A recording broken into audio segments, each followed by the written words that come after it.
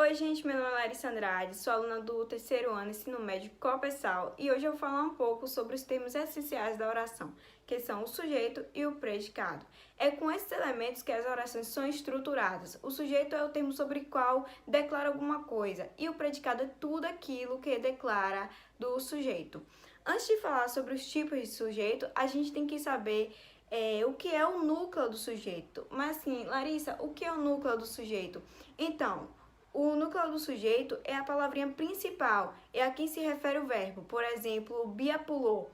A quem o verbo pular se refere, ou seja, quem pulou? Bia, sendo assim o sujeito Bia. Então, gente, como eu já citei, temos alguns tipos de sujeito e eu vou apresentar para vocês cada um deles. O sujeito simples trata-se do sujeito que possui somente um núcleo, por exemplo, o rapaz de boné azul. O sujeito é simples, já que possui somente o núcleo, o rapaz. O sujeito composto é aquele que possui dois ou mais núcleos. Por exemplo, Pedro e Maria fizeram a prova juntos e foram aprovados. Sujeito Pedro e Maria. O sujeito oculto ou elíptico é aquele que não está visível na frase, mas que pode ser identificado pelo contexto. Comi um lanche ontem. O sujeito eu comi um lanche ontem. Passamos pela sua casa no domingo. Quem passou pela sua casa no domingo? Nós passamos pela sua casa no domingo. Então, gente, sujeito indeterminado é aquele que, embora existindo, não se pode determinar nem pelo contexto e nem pela terminação do verbo. Na língua portuguesa, há 3 maneiras diferentes de indeterminar o sujeito de uma oração, com o verbo na terceira pessoa do plural, por exemplo, falaram que a prova será muito difícil. E outro exemplo também que eu trouxeram uma apostila muito boa de estudos. Eu trouxe outro exemplo também, com o verbo ativo na terceira pessoa do singular, seguindo do pronome si.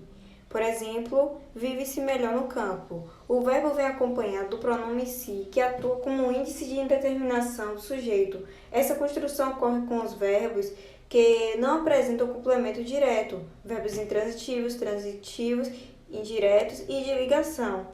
O verbo obrigatoriamente fica na terceira pessoa do singular.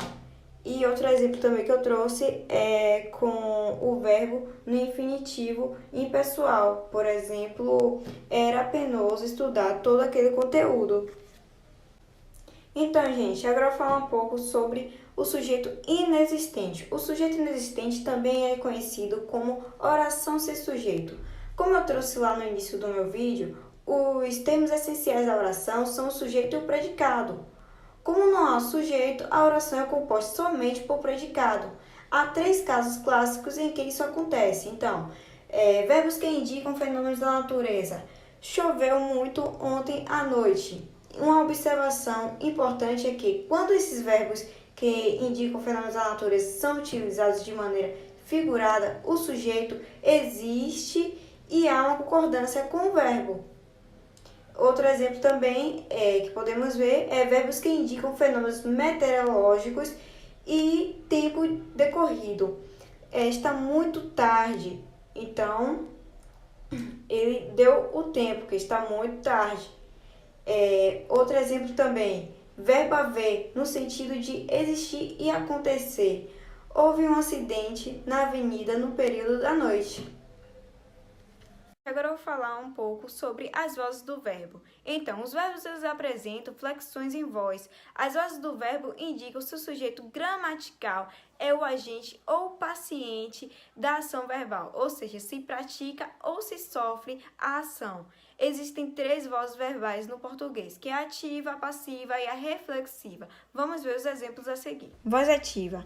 Neste caso, o sujeito é quem pratica a ação, tornando-se agente. O aluno lê o livro. O aluno, sujeito, leu, verbo ativo. O livro, complemento, objeto direto. Temos também a voz passiva. Caracteriza-se pela ação sofrida pelo sujeito, na qual o sujeito se revela não mais como agente, e sim como paciente. Discutiram-se assuntos importantes. Então, discutiram-se passiva sintética ou pronominal, assuntos importantes, sujeito, paciente. Voz analítica.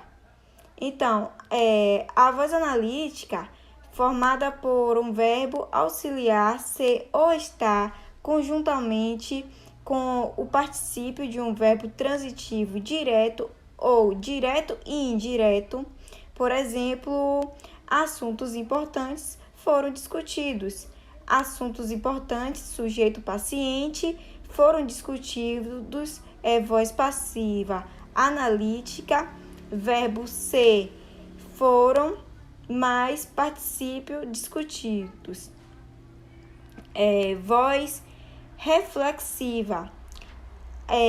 A ocorrência se dá quando o sujeito se revela por ser agente e paciente ao mesmo tempo, isto é, a prática e recebe a ação. Ele pratica e recebe a ação expressa pelo verbo. Exemplo, a menina penteou-se.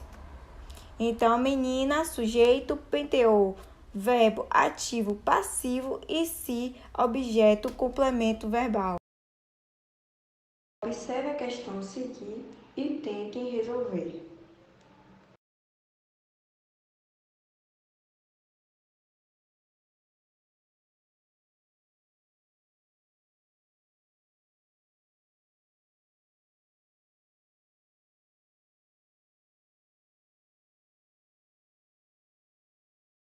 Essa foi a minha apresentação. Obrigada pela atenção de vocês.